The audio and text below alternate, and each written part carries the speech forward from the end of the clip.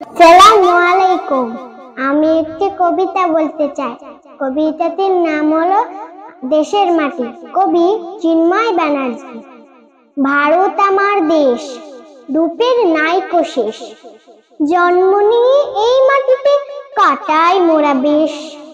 এই দেশেরই মাটি সোনার মতো খাঁটি। সর্বশক্তি দিয়ে মোরা রাখবো শত্রু ঘাঁটি। এই দেশেরই মান রাখবো দিয়ে প্রাণ।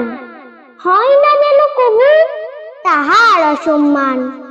এই মাটিরই ফুল, এই মাটিরই ফল, হৃদয় দেয় দোলা তাহার পরিমল।